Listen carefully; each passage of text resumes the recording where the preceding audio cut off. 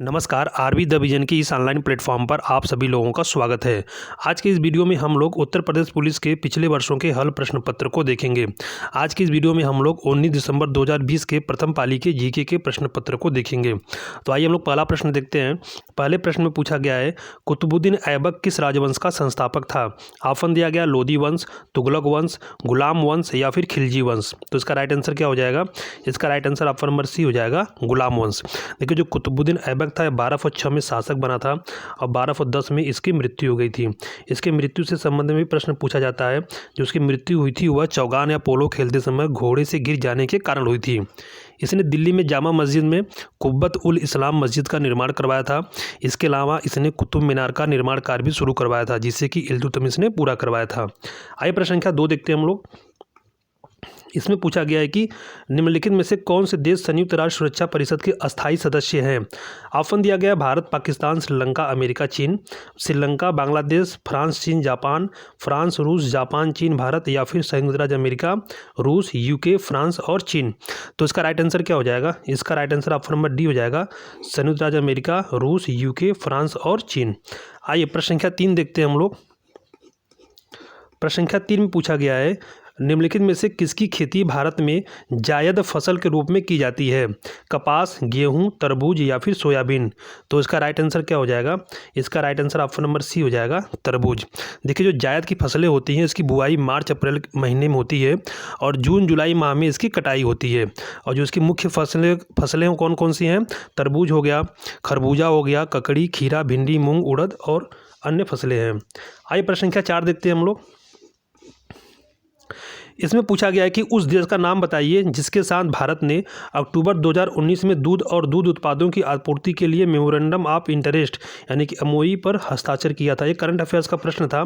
तो इसका right answer क्या हो जाएगा? Option number C, Bhutan. आइए प्रश्न संख्या 5 देखते हैं हम लोग। प्रश्न संख्या 5 में पूछा गया है, भारत में लोसुंग या लोसांग त्यौहार ज़्यादातर हर साल दिसंबर के महीने में मनाया जाता है। यह त्यौहार भारत के किस राज्य का सबसे महत्वपूर्ण त्यौहार है? ऑप्शन दिया गया हरियाणा, सिक्किम, केरल या फिर पंजाब। तो इसका राइट आंसर क्या हो जाएगा? इसका right answer option number B हो जाएगा, सिक्किम। देखिए, लोसुंग या लोसांग जो त्यौहार होता है यह सिक्किम राज्य के भूटिया तथा लेपचा जनजाति के लोग जो कि इसको मनाते हैं और यह मुख्यतः इसको दिसंबर के महीने में फसल की कटाई के अवसर पर मनाया जाता है। केरल की बात करें तो केरल में ओणम त्यौहार मनाया जाता है, आप लोग को पता है, और पंजाब में बैसाखी का त्यौहार मनाया जाता है। आइए प्रश्न संख्या 6 देखते हैं हम लोग। इसमें दिया गया है कि दिए गए पुलिस के रैंक को निचले क्रम से उच्च क्रम में व्यवस्थित करें। तो देखिए, क्रम दिया हुआ है, आप लोग इसको पढ़ लीजिए एक बार। हेड कांस्टेबल, इंस्पेक्टर, पुलिस उप महानिरीक्षक, सहायक उप पुलिस अधीक्षक। और हेड कांस्टेबल होता है, फिर इंस्पेक्टर होता है, फिर सहायक या उप पुलिस अधीक्षक होता है या फिर पुलिस उप महानिरीक्षक होता है। हेड कांस्टेबल होता है या पुलिस उप महानिरीक्षक होता है, इसके बाद इंस्पेक्टर होता है, इसके बाद सहायक या उप पुलिस अधीक्षक होता है, या फिर पुलिस उप महानिरीक्षक सबसे ऊपर होता है, उसके बाद हेड कांस्टेबल या उसके बाद इंस्पेक्टर, उसके बाद सहायक उप पुलिस अधीक्षक। इसमें से कौन सा जो क्रम है वो कौन सा क्रम सही है? निचले क्रम से उच्च क्रम की ओर हम लोग को बढ़ना है। तो इसका राइट आंसर क्या हो जाएगा? इसका right answer option number B हो जाएगा। पहले हेड कांस्टेबल, फिर इंस्पेक्टर, फिर सहायक या उप पुलिस अधीक्षक, उसके बाद पुलिस उप महानिरीक्षक। आइए प्रश्न संख्या 7 देखते हैं हम लोग। यहाँ पूछा गया कि निम्नलिखित में से कौन भारत के प्रथम सर्वोच्च वीरता पुरस्कार परमवीर चक्र से सम्मानित हुए थे? ऑप्शन दिया गया major Somnath Sharma, second lieutenant Rama Raghoba Rana, captain Vikram Batra या फिर कैप्टन गुरबचन सिंह सलारिया। तो इसका राइट आंसर क्या हो जाएगा? इसका राइट आंसर ऑप्शन नंबर ई हो जाएगा, मेजर सोमनाथ शर्मा। देखिए, मेजर सोमनाथ शर्मा कुमायूं रेजिमेंट के 4थे बटालियन में मेजर थे। उन्होंने अराकान कैंपेन यानी सेकेंड वर्ल्ड वार में भाग लिया था और इसके अलावा भारत पाकिस्तान युद्ध में, जब 1947 में भारत पाकिस्तान में युद्ध हुआ था, उसमें भी उन्होंने अपनी सेवा दी थी। अब आइए हम लोग प्रश्न संख्या 8 देखते हैं। प्रश्न संख्या 8 में पूछा गया है कि उत्तर प्रदेश के नौटंकी, रासलीला, कजरी, झोरा, छपेली और जैता निम्नलिखित में से किससे संबंधित है? लोक नृत्य, शास्त्रीय नृत्य, लोक चित्रकला या प्रसिद्ध मेला। तो इसका राइट आंसर क्या हो जाएगा? इसका राइट आंसर ऑप्शन नंबर ई हो जाएगा, लोक नृत्य। अगर हम लोग उत्तर प्रदेश के शास्त्रीय नृत्य की बात करें, कौन सा है? कथक है। इसको आप लोग याद रखिए। क्लासिकल डांस कितने हैं? 8 है, जिसमें से उत्तर प्रदेश कौन सा है? शास्त्रीय नृत्य कथक है। आइए प्रश्न संख्या हम लोग 9 देखते हैं। 9 में पूछा गया कि प्रसिद्ध पुस्तक द कैलकाटा क्रोमोसोम निम्नलिखित में से किस लेखक द्वारा लिखा गया है। ऑप्शन दिया गया है Jerry Pinto, Margaret Atwood, Amitabh Ghosh या फिर जोनाथन स्ट्राउड। तो इसका राइट आंसर क्या हो जाएगा? इसका राइट आंसर ऑप्शन नंबर हो जाएगा सी हो जाएगा, अमिताभ घोष। देखिए जो कलकत्ता क्रोमोसोम्स है 1995 में पब्लिश हुआ था। कब हुआ था? 1995 में, 1995 में पब्लिश हुआ था। यह भारतीय लेखक अमिताभ घोष द्वारा लिखित अंग्रेजी भाषा का उपन्यास है। इसके लिए इन्हें जो है कि 1997 में क्या मिला था? एक पुरस्कार मिला था। उसका क्या नाम था?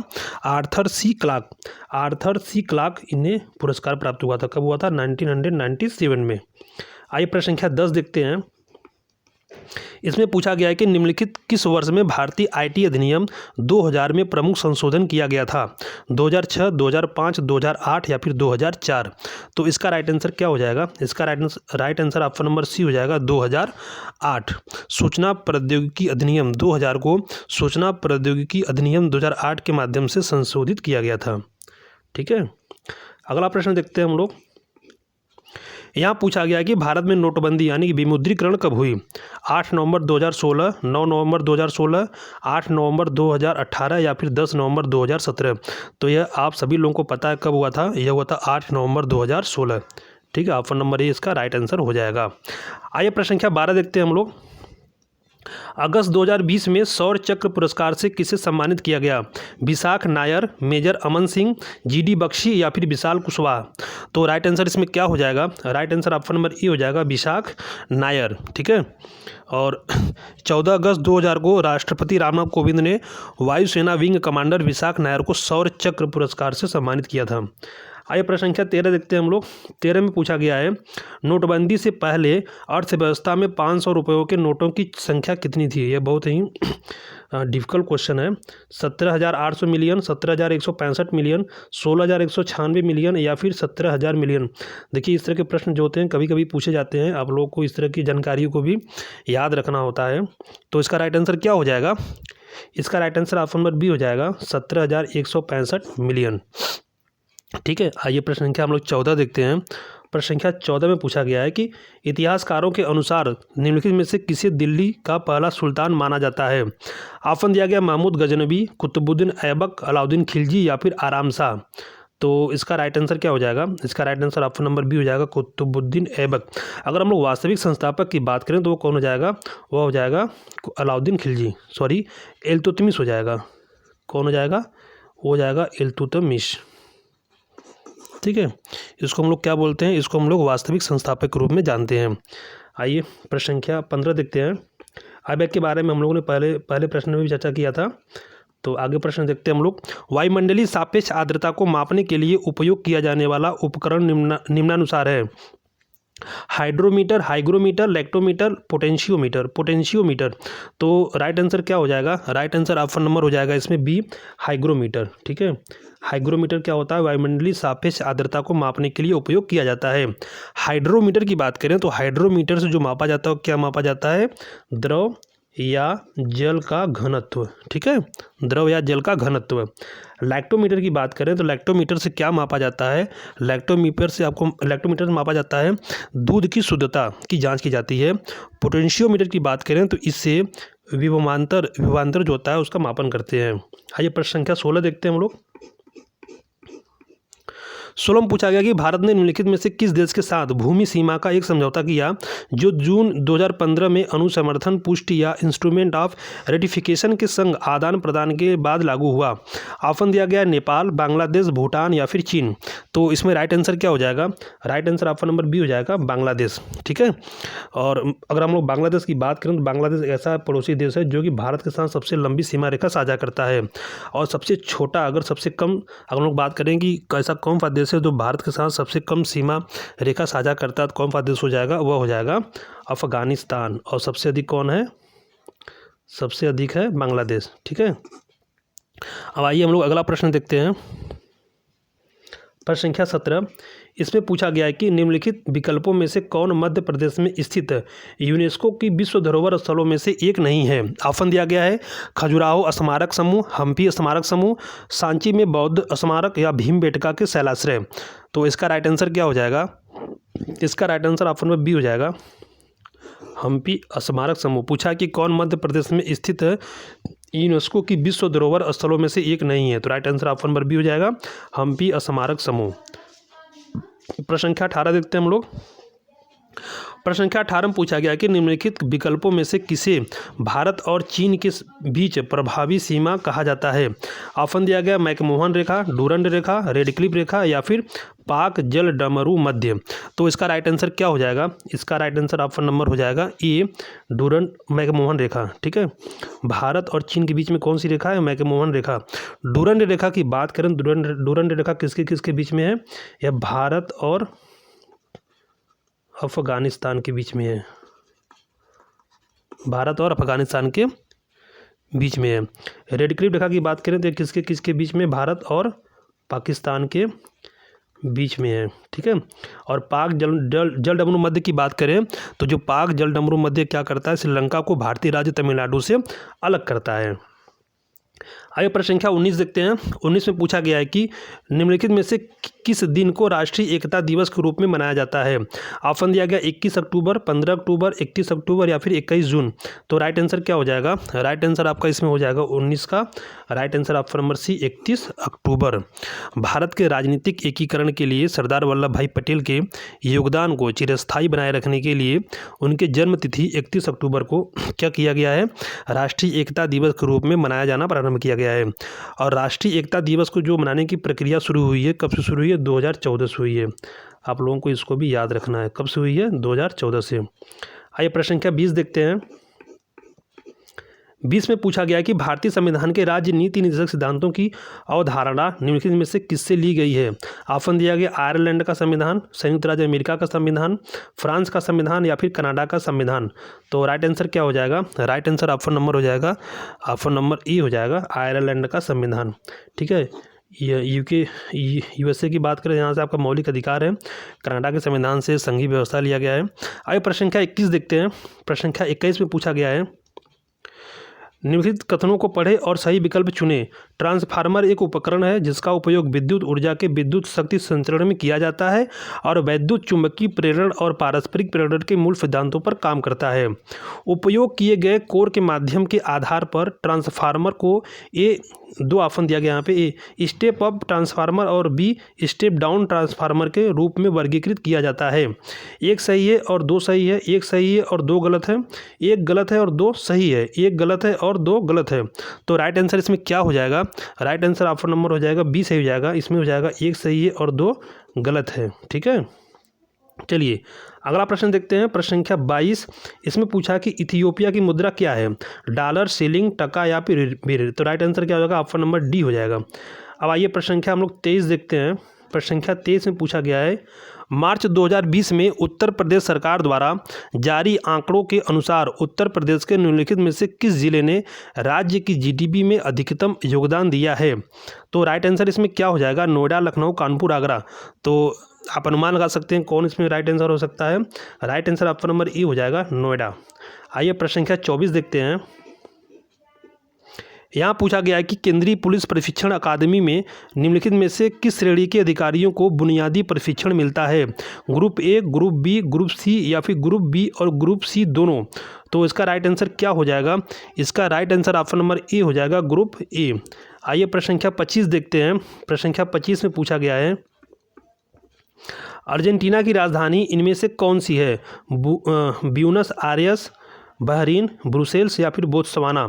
तो इसका राइट आंसर क्या हो जाएगा? इसका राइट आंसर ऑप्शन नंबर ई हो जाएगा, ब्यूनस आयर्स। ठीक है, ये अर्जेंटीना क्या है? ये राजधानी है। अगर आगे मुद्रा की बात करें तो मुद्रा क्या है? मुद्रा है आपका पेसो। पेसो क्या है? इसकी मुद्रा है। आइए प्रश्न संख्या 26 देखते हैं। प्रश्न संख्या 26 में पूछा गया है कि मानवाधिकार उच्चायुक्त कार्यालय OHCHR में 2006 के दौरान निम्नलिखित में से किस निकाय ने मानवाधिकार आयोग की जगह ली? ऑप्शन दिया गया मानवाधिकार समिति, सार्वभौमिक आवधिक समीक्षा, मानवाधिकार परिषद या फिर आर्थिक, सामाजिक और सांस्कृतिक अधिकारों पर समिति। तो इसका राइट आंसर क्या हो जाएगा? इसका राइट आंसर ऑप्शन नंबर हो जाएगा सी, मानवाधिकार परिषद। ठीक है, अब आइए हम लोग अगला प्रश्न देखते हैं। प्रश्न संख्या 27, इसमें पूछा गया है कि निम्नलिखित में से किस देश ने सबसे पहले जीएसटी लागू किया? यूके, कनाडा, यूएसए या फिर फ्रांस? तो इसका राइट आंसर क्या हो जाएगा? इसका right answer option number D हो जाएगा, फ्रांस। इसका राइट आंसर ऑप्शन नंबर क्या हो जाएगा? Option number D, France. देखिए 1954 में क्या हुआ, 1954 में क्या हुआ कि टैक्स की चोरी को रोकने के लिए फ्रांस ने सबसे पहले जीएसटी को लागू किया था। किसने लागू किया? फ्रांस ने। कब किया? 1954 में। 1 जुलाई 2017, इस डेट को याद रखिएगा, 1 जुलाई 2017 से भारत में जीएसटी अर्थात गुड्स एंड सर्विस टैक्स लागू किया गया था। और असम जो राज्य है जीएसटी को अपनाने वाला देश का पहला राज्य था। जीएसटी को 101 में, इसको भी आप लोग क्या रखना किस अमेंडमेंट के थ्रू हुआ था? 101वें संविधान संशोधन अधिनियम 2016 के माध्यम से इसको क्या किया गया था? इसको लागू किया गया था। ठीक है, अब आइए हम लोग अगला प्रश्न देखते हैं। प्रश्न संख्या 28। प्रश्न संख्या 28 में पूछा गया है कि 1913-1914 में हुए ताना भगत आंदोलन के नेता कौन थे? ऑप्शन दिया गया जयपाल सिंह, सुखदेव सिंह, जतरा भगत, महिपाल जगत राणा। तो इसका राइट आंसर क्या हो जाएगा? इसका right answer option number C हो जाएगा, जतरा भगत। ठीक है, आइए प्रश्न संख्या 29 देखते हैं। 29 में पूछा गया है जनवरी 2020 में आशुगंज और अखौरा के बीच 50.58 किलोमीटर लंबी सड़क को 4 लेन के राजमार्ग में बदलने के लिए निम्नलिखित में से किस देश ने भारत के साथ एक समझौते पर हस्ताक्षर किया? यह करंट अफेयर्स का प्रश्न है। और आप लोगों को जो करंट अफेयर्स का प्रश्न होता है, पिछले वर्ष के प्रश्न रिपीट तो नहीं होते हैं लेकिन ट्रेंड रिपीट होता है, तो आप लोगों को प्रश्न जरूर देखना चाहिए किस तरह के प्रश्न पूछे गए हैं।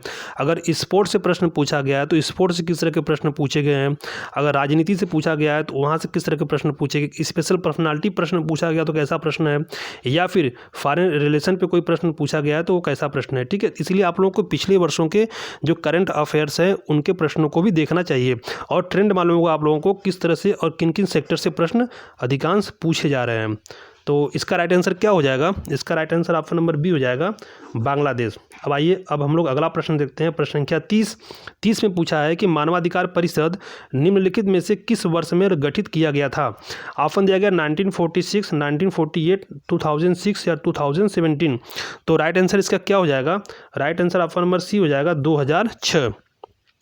तो संयुक्त राष्ट्र मानवाधिकार परिषद का जो गठन हुआ था कब हुआ था? 15 मार्च 2006 को। कब हुआ है? 15 मार्च 2006 को किया गया था। इस परिषद के कुल 47 सदस्य हैं। कितने मेंबर हैं? 47। ठीक है, 47 क्या है इसके मेंबर हैं। और इसका मुख्यालय कहाँ है? इसका मुख्यालय जिनेवा यानी स्विट्जरलैंड में है। ठीक है, इसका मुख्यालय कहाँ है? जिनेवा, स्विट्जरलैंड में। आइए प्रश्न संख्या 31 देखते हैं। प्रश्न संख्या 31 में पूछा गया है निम्नलिखित में से कौन सी भाषा भारतीय संविधान की 8वीं अनुसूची में उल्लेखित आधिकारिक भाषाओं में से नहीं है? कौन सी भाषा इसमें से नहीं है? फारसी, संस्कृत, कश्मीरी या फिर संथाली?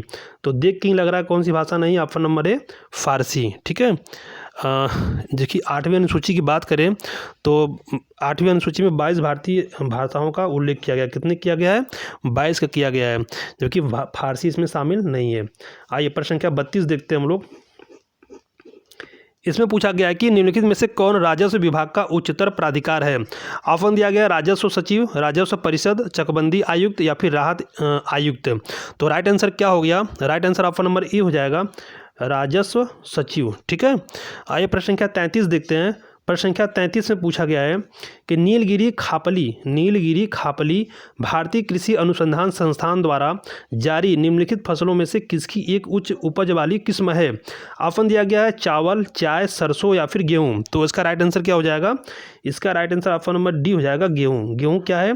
यह नीलगिरी खापली भारतीय कृषि अनुसंधान संस्थान द्वारा जारी यह गेहूं की क्या है? एक उच्च उपज वाली किस्म है। ठीक है, गेहूं की बात करें तो गेहूं रबी की प्रमुख फसल है जो कि सामान्यतः इसकी बुआई कब होती है? अक्टूबर और नवंबर में, और इसकी कटाई कब होती है? मार्च और अप्रैल माह में। ठीक है, और इसका सबसे अधिक उत्पादन किन किन राज्यों में होता है? तो सबसे अधिक होता है उत्तर प्रदेश में, पंजाब, हरियाणा। इस जो क्रम है यह इस तरह का क्रम है। आइए प्रश्न संख्या हम लोग 34 देखते हैं।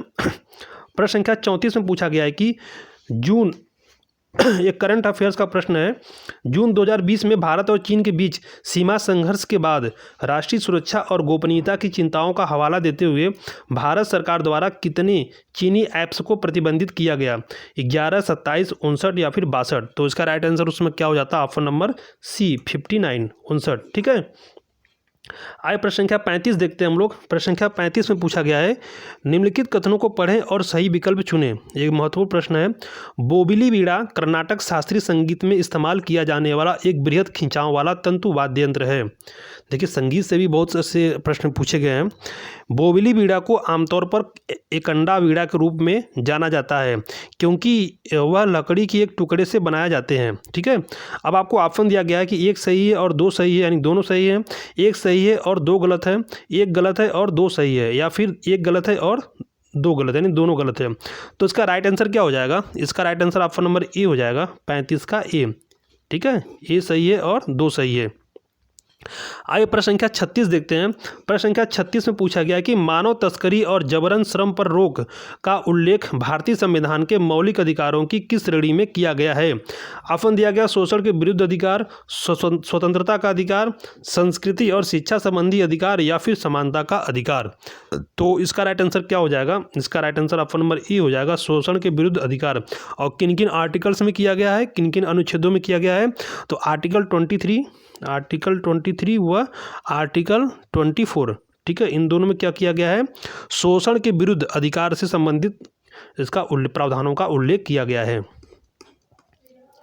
मानवाधिकार संधि निकायों के स्वतंत्र विशेषज्ञों का कार्यकाल कितने वर्षों का होता है? 1 वर्ष, 2 वर्ष, 3 वर्ष या फिर 4 वर्ष? तो इसमें क्या होता है? Option number D right answer, 4 वर्ष। 4 वर्ष क्या होता है? मानवाधिकार संधि निकायों के स्वतंत्र विशेषज्ञों का यह कार्यकाल होता है। आइए प्रश्न संख्या 38 देखते हैं, जो कि इस प्रश्न पत्र में पूछा गया अंतिम सवाल था। जीके से आपके कुल टोटल कितने प्रश्न पूछे जा रहे हैं, तो अभी हम लोग बात करेंगे उसकी। भारत में कितने केंद्रीय गुप्तचर प्रशिक्षण विद्यालय हैं? 3, 5, 6 या फिर 7? तो इसका राइट आंसर क्या हो जाएगा? इसका राइट आंसर ऑप्शन नंबर हो जाएगा बी। ठीक है, 5 है। भारत में कुल 5 केंद्रीय गुप्तचर प्रशिक्षण विद्यालय हैं, और ये विद्यालय कहाँ कहाँ पे हैं? तो कोलकाता हो गया, चंडीगढ़ हो गया, हैदराबाद, गाजियाबाद और जयपुर में स्थित है। और इसका प्रमुख जो होता है, एक प्रधानाचार्य जो होता है, एक इसका प्रमुख कौन होता है? प्रधानाचार्य होता है, प्रिंसिपल होता है। और वो कौन सा व्यक्ति होता है? तो एक IPS ऑफिसर होता है। ठीक है। हाँ, हम लोग बात कर रहे थे कि उत्तर प्रदेश UP में जो GK का प्रश्न होता है वो टोटल कितना होता है? टोटल 38 प्रश्न पूछे जा रहे हैं। 1-2 प्रश्न ज़्यादा ऊपर नीचे हो सकते हैं कि 38 प्रश्न पूछे जा रहे हैं। तो आप लोगों को GK में अच्छा स्कोर करना होगा, और आप लोग पिछले वर्षों के जो जितने भी अभी तक पेपर हुए हैं पुलिस का, उसको जरूर सॉल्व करें। तो ये GK का प्रश्न है। इसी तरह आपका हिंदी का भी प्रश्न सॉल्व कराया जाएगा। वीडियो को आप लोग अधिक शेयर करें और चैनल को जरूर सब्सक्राइब करें। धन्यवाद।